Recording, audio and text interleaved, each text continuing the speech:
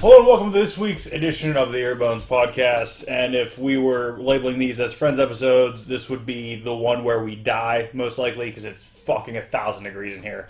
Vulgarity right off the bat, I know, it's happening. And it can only be happening because we're talking... The main backbone of this episode is the January 1st, 2001 episode of Monday Nitro 276. My co-host, Stick, how are you feeling today? I don't know. I have this weird pain in the middle of my back that could be kidney stone or cancer, so I'm unsure. I've been having it all day. I have back pains all the time. I re-injured my back last night. Yeah. I felt great yesterday. Felt fantastic when we were together the whole time, and then I went home and I tried stretching on my back. Yeah. So I tried putting my legs over the back of the couch, and when I tried to go up, my one leg kicked back, and it hurt my back. Oh, what are you doing yourself? So man? now it feels like all my nerves in my lower back are just shooting off. Well, I had to sleep awkwardly on the couch because Brian decided he's going to sprawl out last night. I thought you left. At 4 in the morning. What time did you go to bed? I went to bed shortly after you left. After I got yelled at for not drinking. Brian fell asleep setting up. As you expect. So I'm like, well, I'm gonna go to sleep. And then I wake up at 3 o'clock with him kicking his feet in my face. So I was like, this is fun. So I just sit all cattywampus and broken in half, and now my back hurts. You could have went to bed. I don't know why you have this weird thing that if Brian stays over, you feel you need to stay in the same room as him. I don't know. I feel like if he starts, You even have another couch you could go lay on. Okay, first off, that couch hurts my back spread out. And it's just short enough where I'm too long for it, but not quite. It's a weird thing. It's got a hump in the middle, so it's flat and a hump. Sounds like that'd be good for your back. It's terrible for my back. My bed's even worse for my back because I guess I only have weight up here. So I sink down there and I'm bent like this. It's terrible. I sleep terribly. I hate everything. Did you ever try sleeping a different way on your bed? On your side? I do try the side. Then I wake up and my shoulder, I guess since I have no muscle, my shoulder is dislocated up here. So I am in excruciating crying pain for the 2 seconds it takes me to roll over on my back. So my back gets broken again. My stomach works, but... Does sleeping on your stomach hurt your back? No. Because you're supposed to put a pillow under your pelvis to make your back in a neutral position. I think it counteracts, since it's always this way, so if I lean this way, it puts it straight. I don't know. It's a terrible thing. Okay. I hate sleeping. Well, speaking of terrible things, we're going to jump into this Monday Nitro, episode 276. Oh, buddy. Which was a year in review. And by that I mean they went over what they assumed to be the best matches, I guess. If these were the best matches of 2000, I'm glad we're starting 2001. I'm going to be honest. I don't remember any of these, so I wasn't watching WCW even in 2000 then. Because I don't remember any of these. I remember a few of the moments, but I might have seen those later. But no, I was probably already checked out at this point. I feel like these are all throwaway matches. It opens up, we have the amazing Tony Schiavone talking to the Professor Mike Tenay. One of those is a nickname, the other one I put on it. Yeah, and one of them dressed up for the occasion, like he was going to be on TV. Mike Tenay? Yeah. All the time. And Schiavone showed up in... That's what he always wore. Lounge gear. That's what he always wore. I always thought he had a blue blazer on, like 90s Vince McMahon. That was early. That was early WCW. He kind of became the colored polo guy.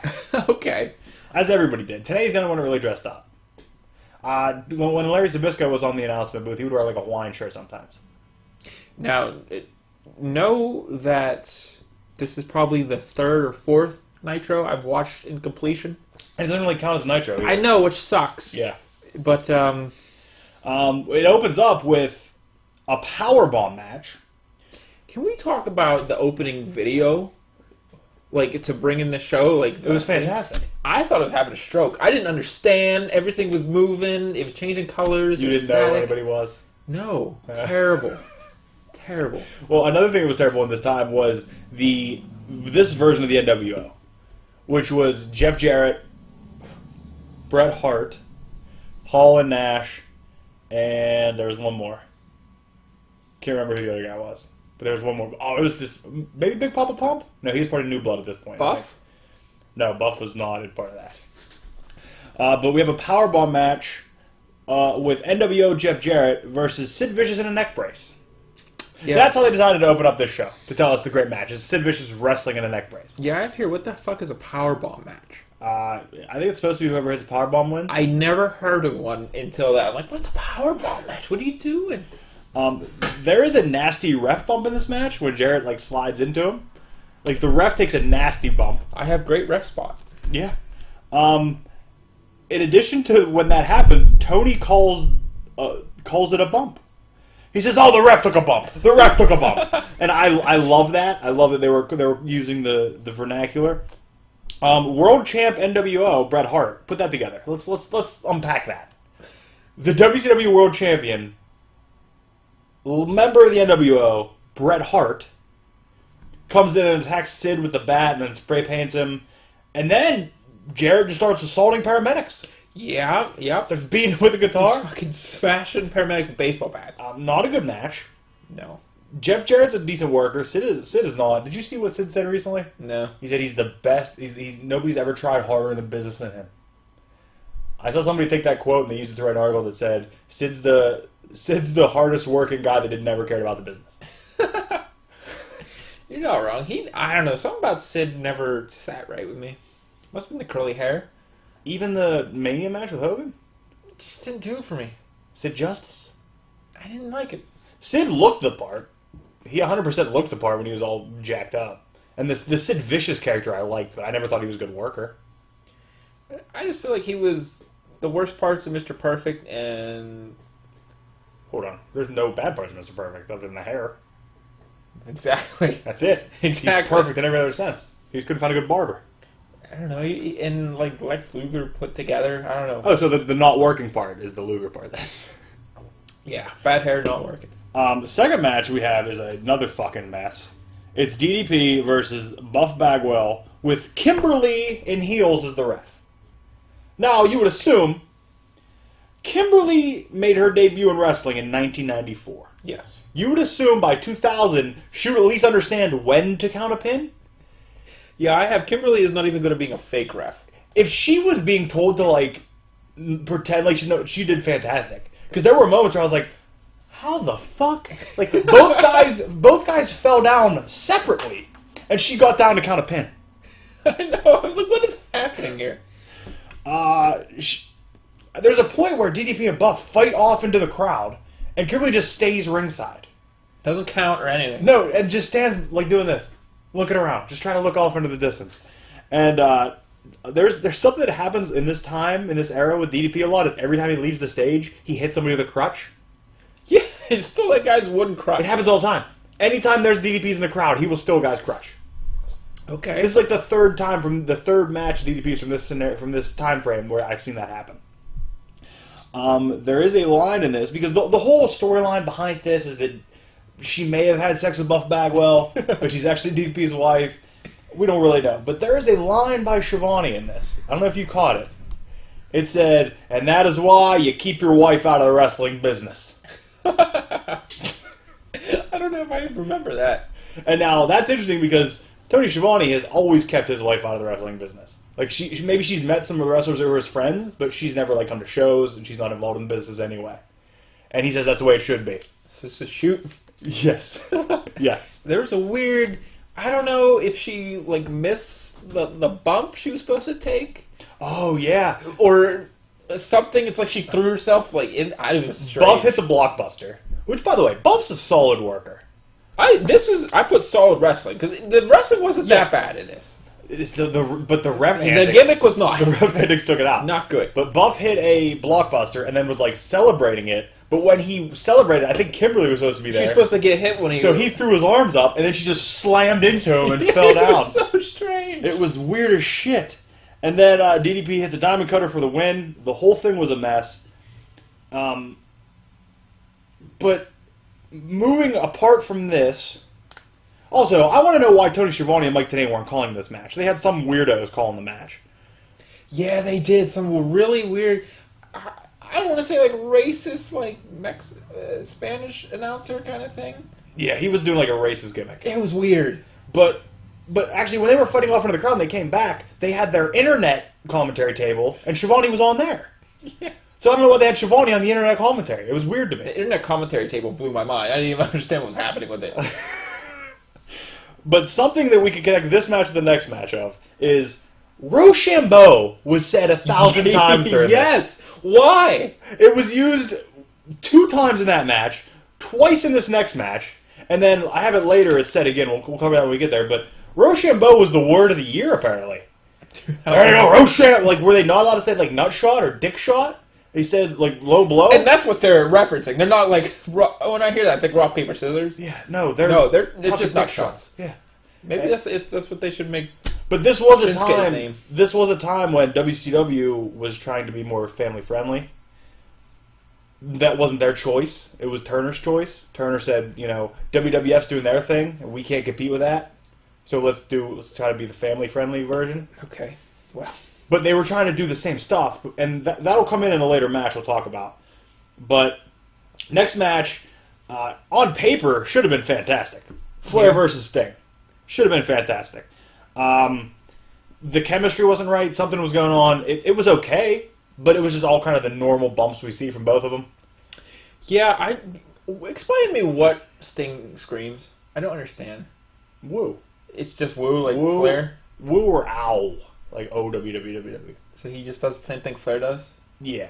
But, like, it never came up as when they had their big feuds back in the early 90s, they would actually woo off in the ring. Like, okay. Flair would do his woo, and then Sting would do his. You'd hear the Stinger, like the Stinger Nation. I don't know what the fuck he calls them. Stinger Nation. The little Stingers would shout his woo, and then Flair's would shout his. The little Stingers. Yeah. I like it. But yeah, Sting. He's always done the woo. I don't know. I don't think Flair had a monopoly on the woo back then. But I thought he was doing something different. I just was hearing it wrong. No, it's woo. Okay. But it's like the ooh isn't really at the end. It's woo. It's more of just a shout. He doesn't really loud. It's like a battle call almost. I guess. Okay. All right. I'm just making sure. The match was okay, but again, WCW. This is WCW in a nutshell. Decent match. Everything could work. But why would we butcher this ending? Like, it's a fucked ending. Well, do any WCW matches not end in interference?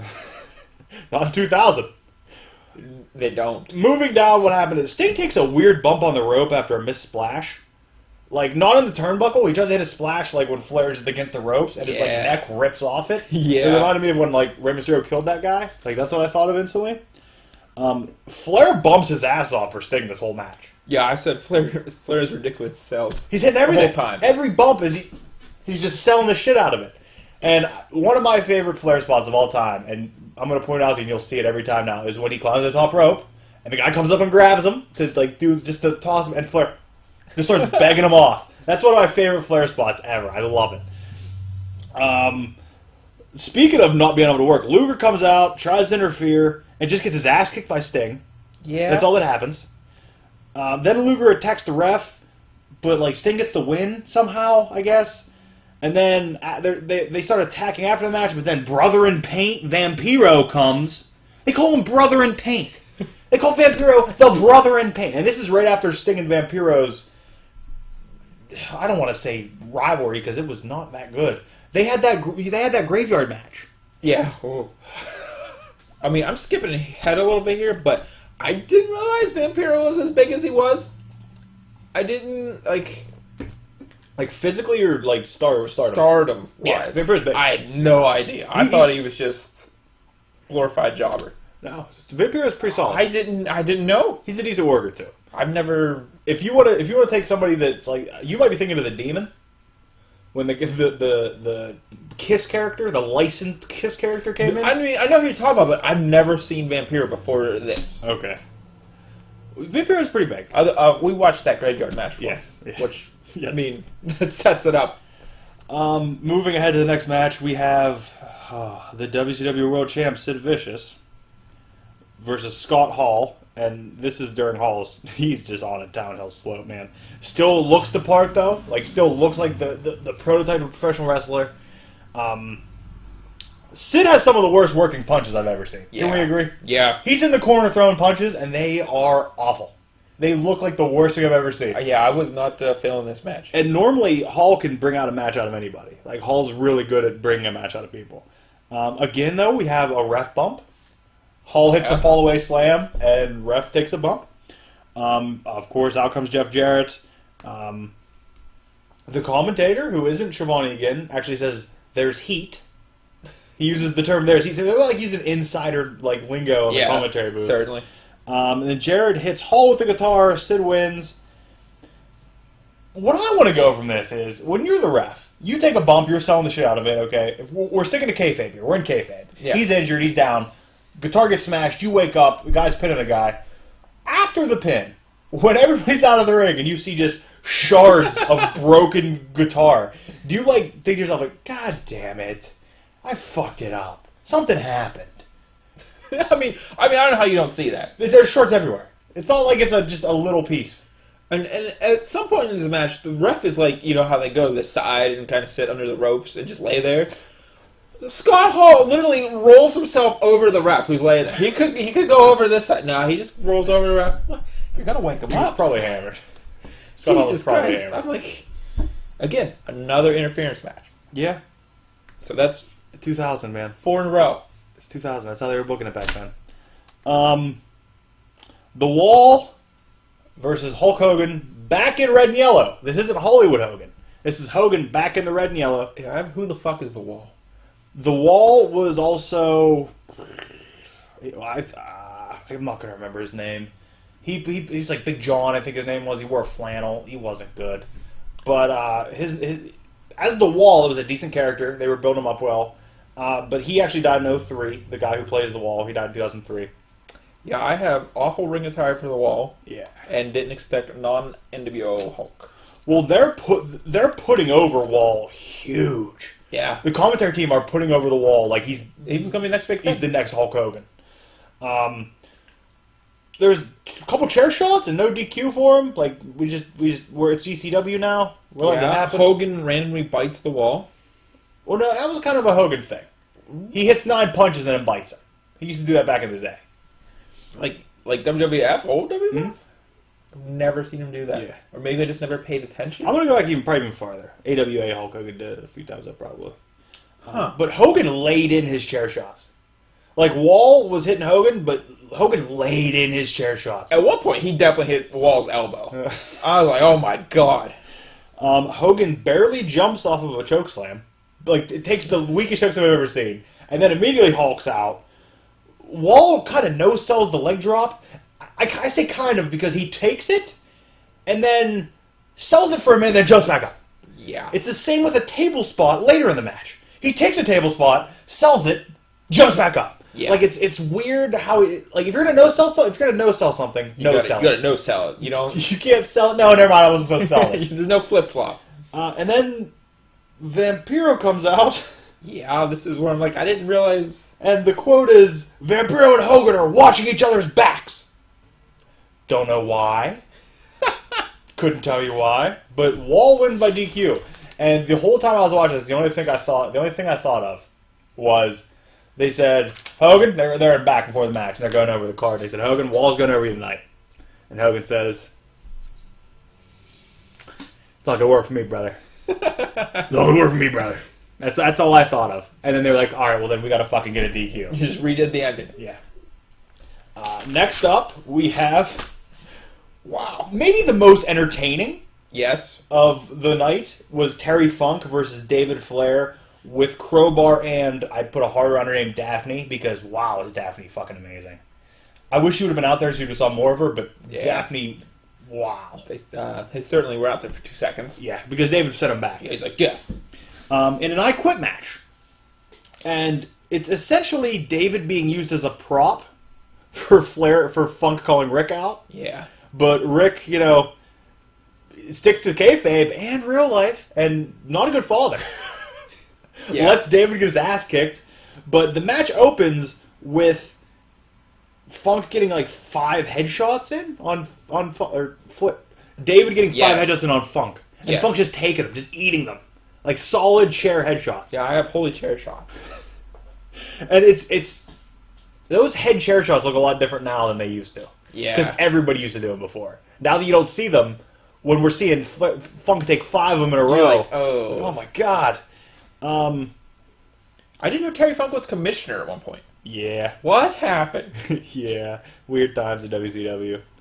But essentially, we have like Flair playing a sensible maniac, if you will. Like, David playing a sensible maniac? Like, he's a maniac and he's going balls to the wall, but he's also, like, not going to quit. Yeah, and so really nasty power drivers on cement. Well, the spot where he's giving him power drivers on the tables, that's a callback to what they even said it, to when Funk did it to Flair. That was one of the very first on-TV table spots ever. Really? Was Funk power drive Flair through the table when he made his comeback. It was pretty badass. Yeah, it was pretty sweet. But Funk actually eventually says, I'm gonna quit today, but I'm not quitting. He's like, I'm not gonna murder your son. Something along those lines. Yeah, I have. Funk says, you say I live on a chicken ranch, but I don't have any goddamn chickens like you. I was like, Funk, what are you doing?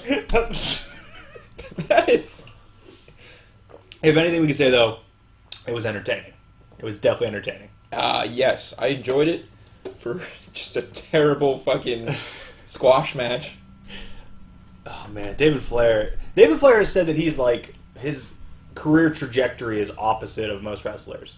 Because he started out at the top. He started out when WCW was the hottest. That's when he started. And now he's wrestling in like bingo halls and shit. That's going to be a drastic change. Next we have DDP with Kimberly and Luger with Liz in a world title qualifying match. First thing I need to say is DDP's jacket is something I need. Oh, yes. That jacket is incredible. It's like a leather jacket that has his bang on the back. It's I was gonna send you a picture. Like, hey, it's gorgeous. gorgeous. How do we get these? Luger and DDP are both upset that like their music cuts off. They don't get any pyro. Nothing happens. Like their entrances are cut off short. Luger doesn't get his spotlight from when he tears his clothes off. Yeah, they put saving money for WCW into a storyline. Yeah, weird. Yes. Well, because this was during the time of is it Millionaires Club? Millionaires Club versus New Blood. And DDP shattered... They mentioned that DDP shattered his L4 and L5 spine and was back in 4 months. That seems like a drastic injury to recover in four months. Yeah. Essentially, though, Buff Bagwell's music hits. By the way, Buff was one of the greatest heels in WCW. Because you want to hate him. It's like Tommaso Ciampa. You find yourself hating them and you're like, God damn, he's doing what I'm supposed to be doing. Buff music hits, he comes out and gets all the pyro. Gets everybody's pyro. Yes. Does a little flex down. Starts hitting on both women. Yeah, I have Buff sexually assaults everyone. Yes. He hits on Liz. He hits on Kimberly. Eventually, DDP hits a distracted Luger with a diamond cutter for the win. Great. Now the match we all tuned in for. We have Sting and Vampiro in a first blood match. Oh boy. First thing that happens is Sting can't get off the harness. I don't know if that was planned or not. Sting comes down and and then the camera cuts off him, and like you even see him in the court still trying to work on the fucking harness. It's a mess. Vampiro eventually attacks him outside. This is where the PG thing comes in. You remember how the Brood used to drop blood on people through the bloodbath? They called it the bloodbath. Yeah. In this, even though they mentioned a little bit, I think it's one of the first times they did it.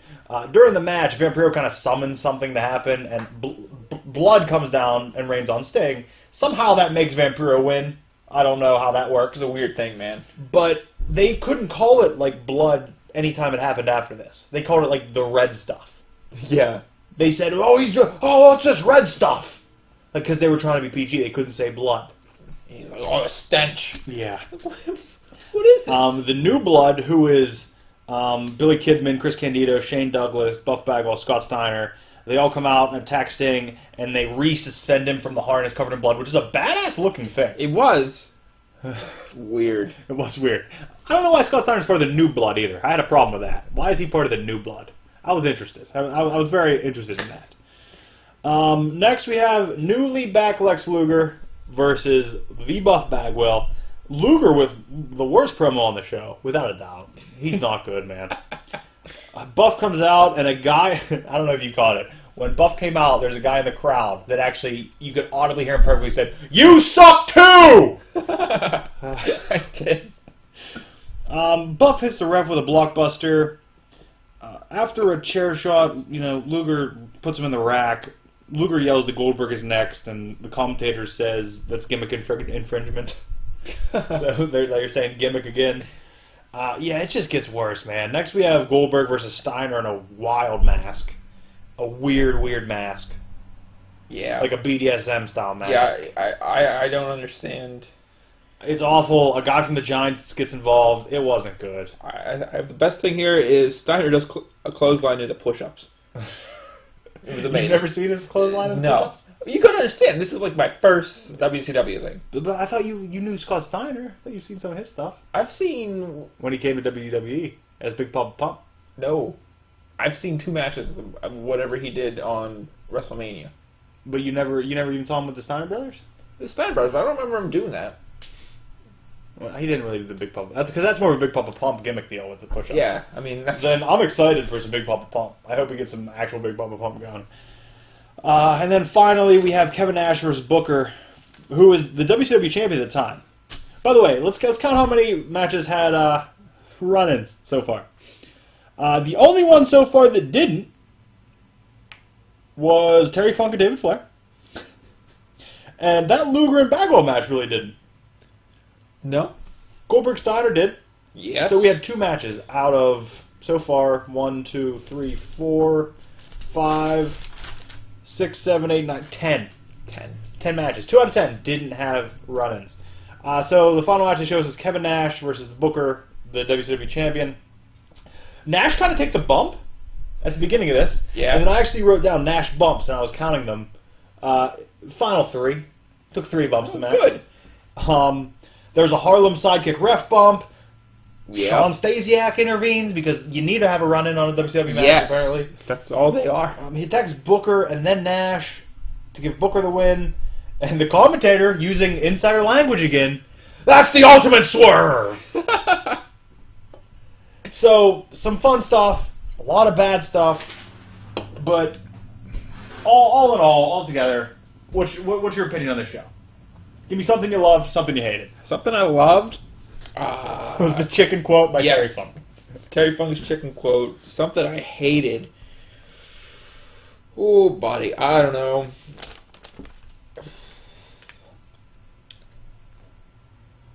Oh God, there's so many not good things. I'm gonna say, But just because it's not good doesn't mean you need to hate it. It could be You're something right. good that you hated. yeah, I just didn't like all the run-ins. Like, it just got old. Like, what's the point? I also have a feeling you're gonna have a reality check when we watch some more WWE matches and see that it's running City too. Really? Yeah. I don't know. We just watched that pay-per-view. There was, what, 2 maybe? Not pay-per-view. The Raw. Yeah. Stay tuned. And I also think run-ins feel a lot different to you when you don't know who the people are running in. Yeah, you're right. Guess there's no storyline. But, I mean, when you don't have any clean endings, like... 2 of 11. But they weren't even that clean. Okay, the thing I loved was Daphne. I loved seeing her. And the thing I hated was Hogan back in red and yellow. It was not good, man. Yeah. I think Hogan may have been the best heel of all time when he was Hollywood Hogan. I think he knew exactly how to work it. He did it unbelievably. I think it's what Cena can do if he comes back as a heel. That'd be good. Because Cena knows so well how to be babyface that he can just alter it and be just the hottest, nastiest, big, ugly heel in the world. I need a rating from you for this show. We're doing out of 10, right? I think so. Let me check the last one. Pretty sure. Yeah, I think out of 10. Give me 3 stars. 3 out of 10? Yeah. It's not good, man.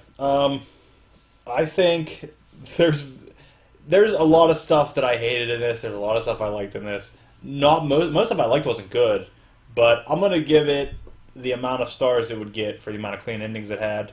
So it's getting a 2 from me. That's fair. It wasn't good. I think if this would have been a show and some of these matches were put together with something tying them together, it would have been better. Yes. But just watching these matches with nothing around. And this is the best. The best of 2000. Yeah. But I also think it was, put that in quotes, the best of the year, because they're also trying to hype up current story arcs going forward. Because it's not like a year ends and they're like, that's it! New arcs! No, that doesn't happen. That only happens on WrestleMania season, or I guess if it would be WCW, it would be Starrcade, Halloween Havoc's another one of their big ones. Yeah, so that was Monday Nitro 276. How fast did we go through that compared to the Raw? Ooh, halftime. No, like, where are we at? We're 30 minutes. Yeah, half the time, because it was fucking miserable. It was. So, for watching next week, if you want to join us in this, and this is before we jump off into talking some books, possibly, it'll be the January 8th episode of Raw, which will be... How are we doing SmackDown? Oh, yeah, we are doing SmackDown. So it'll be the January... was it Wednesdays or Fridays? Thursday. Thursdays. It's still Thursday at that time. So, the January 4th?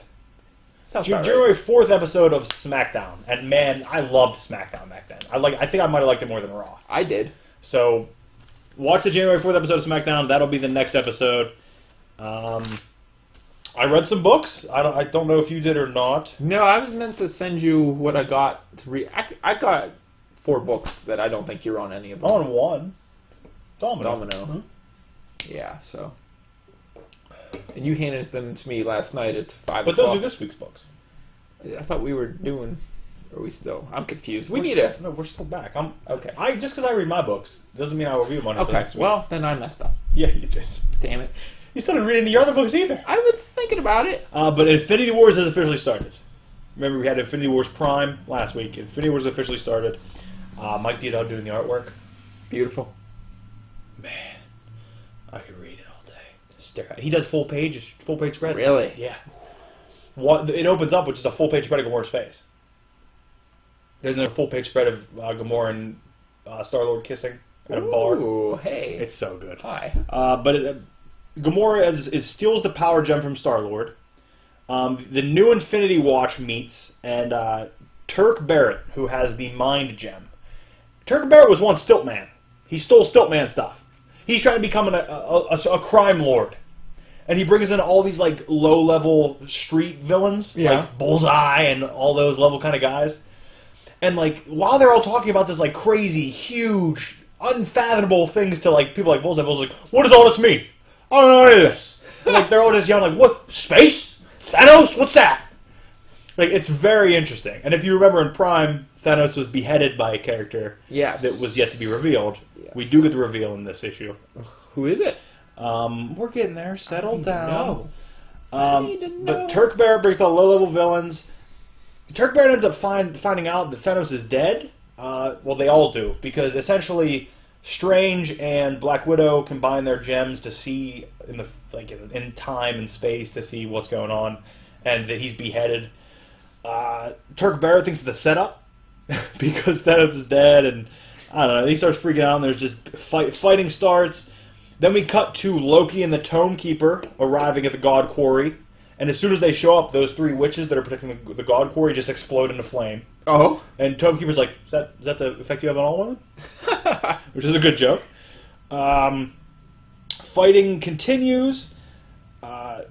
We see there's a different universe. Loki shows up to greet the Tome Keeper in this Loki. Like I don't know if he comes bursting out of the God Quarry or not, but he's carrying Mjolnir, and he has armor on, and all the gems, the gems are on the armor. Wow! So Loki has all the gems, and then he looks at our Loki and he's like, "Where's your gems? Where's your hammer?"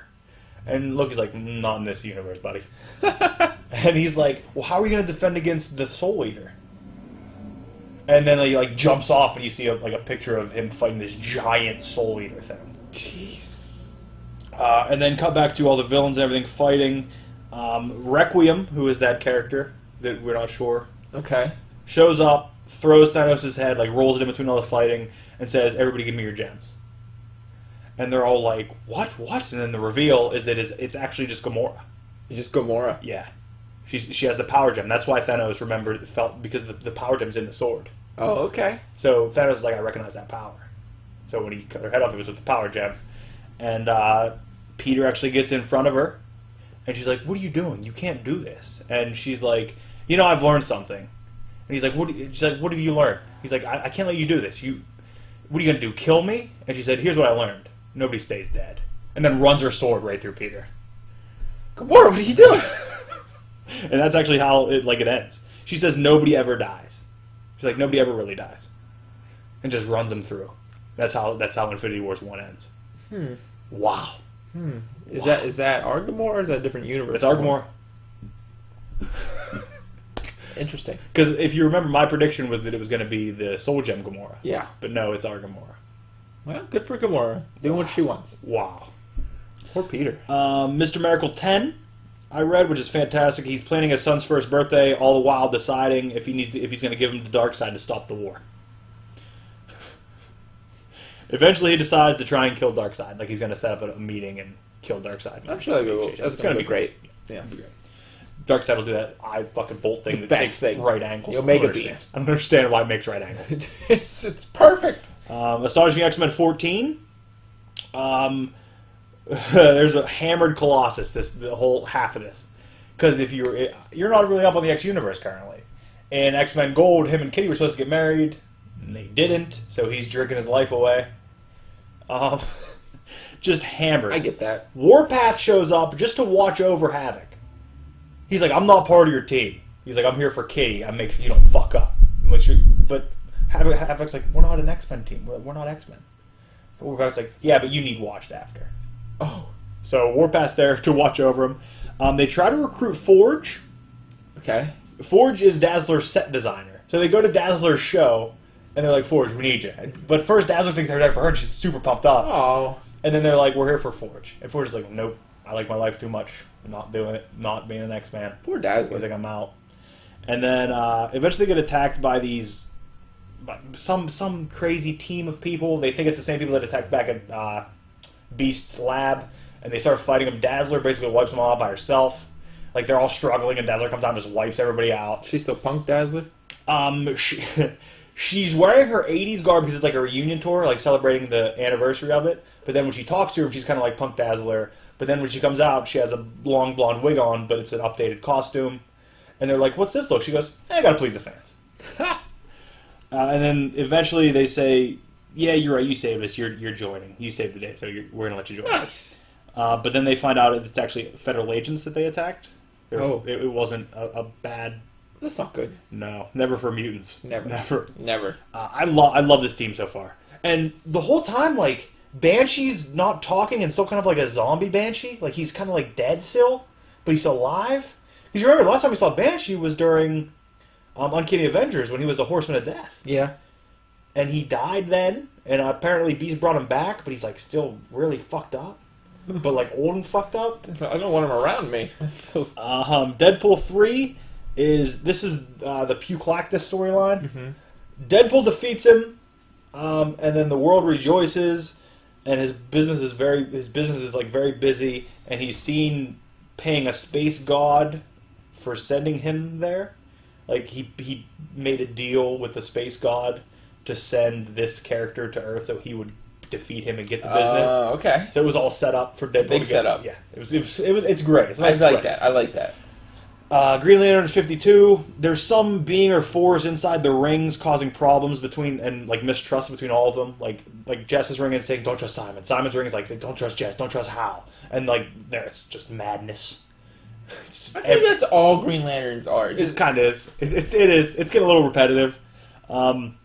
As much as I still love Simon and Jessica, this book is becoming less about them and more about...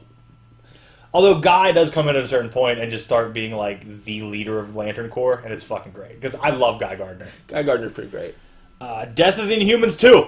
Whoa. Remember the first one? They just started murdering Everyone people. died. Karnak goes to the Kree homeworld to discuss surrender. Black Bolt sends him to discuss surrender.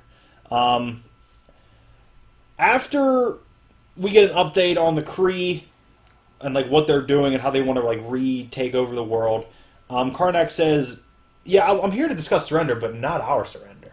Oh, damn. And then that's when the leader of the Kree actually says, "All right, then." He's like, I thought you were supposed to see weaknesses, but you must not have a mirror." Jesus. And then he says, "Vox, take care of him." And that's that fucking wild-looking dude. And Vox appears and stabs Karnak in the side. Black Bolt shows up with his statement, with his kingly statement. And they call it... Then like it's like a whole like montage of him wiping out this whole fucking Kree homeworld. Like just destroying everything. And it says, like, it's playing up in the corner and says, "This will be known as the Black Eulogy." And every word he said was a member of one of the Inhumans that died at the hands of the Kree. My God. So he's just fucking there screaming the fucking names of the people that they've killed to destroy this whole place. And it's like, it will be known as a Black Eulogy for people who've escaped. That's a heavy book. Yeah. And he uses the names of all the victims of as a weapon, except one. He says he won't use somebody's name as a weapon. I don't know if they never specified which one. They're like, maybe it's Maximus? Maybe it's Lockjaw? I'm not sure. Oh, Lockjaw. Yeah, I'm not entirely sure.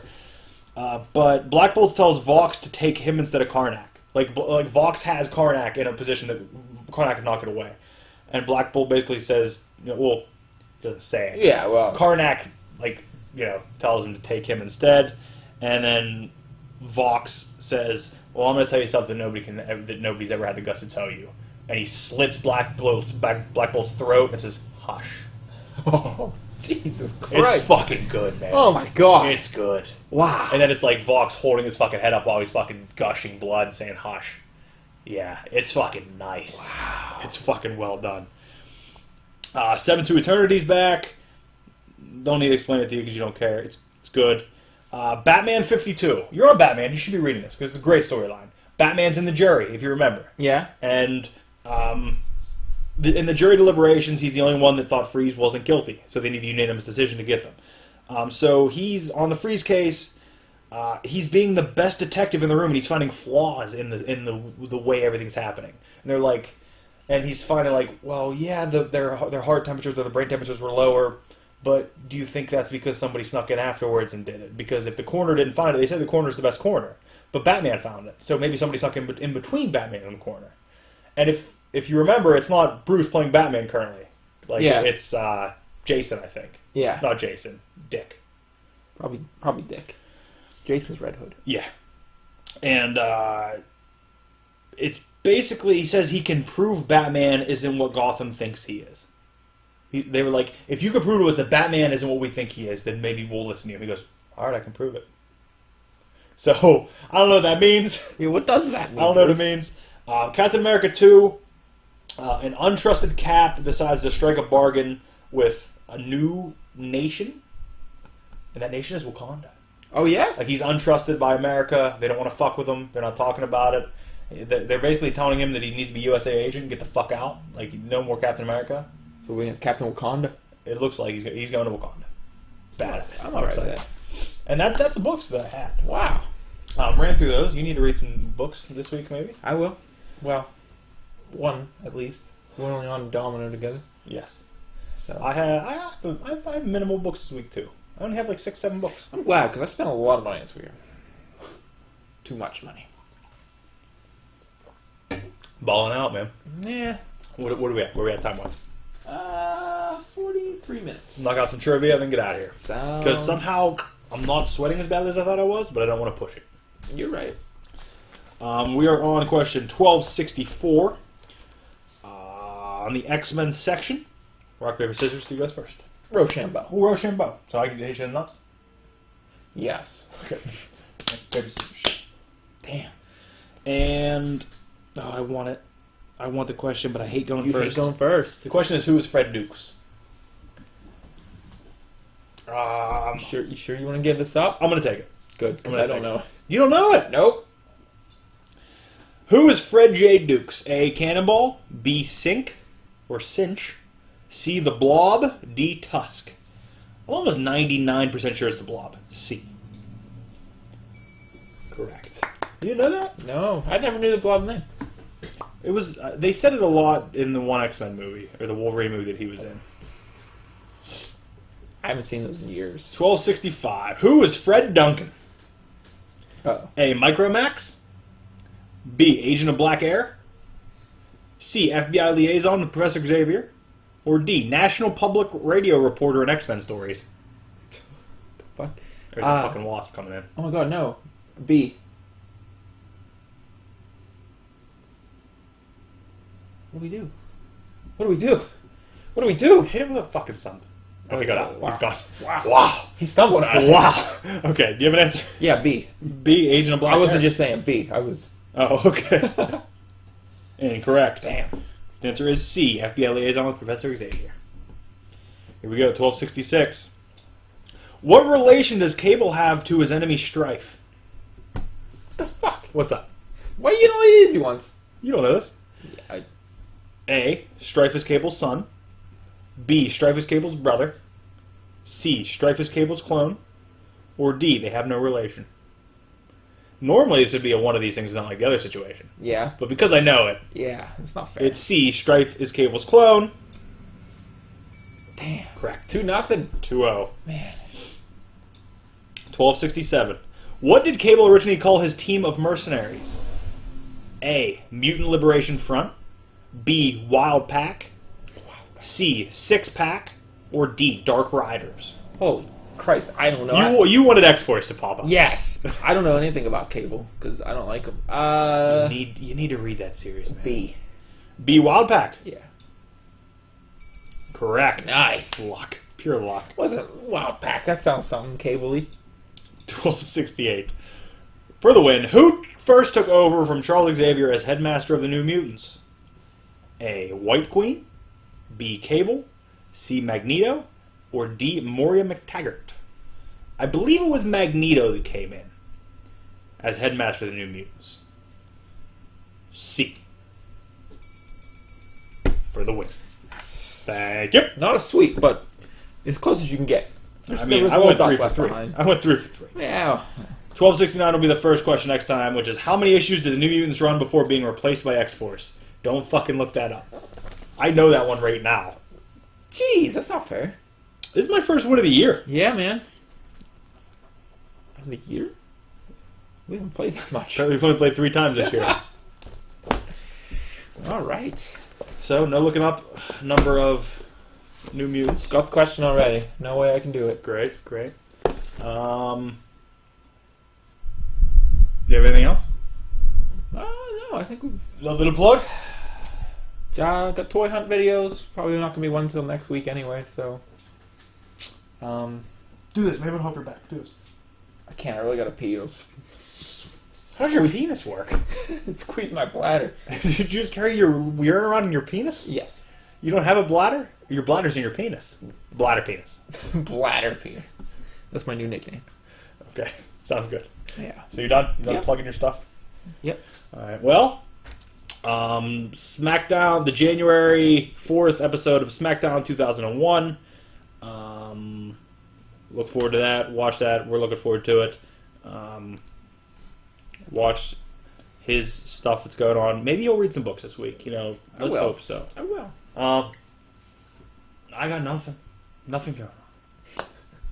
Started trying. I'm running through all of my vinyl, starting with the beginning and getting rid of what I won't really enjoy. Yeah.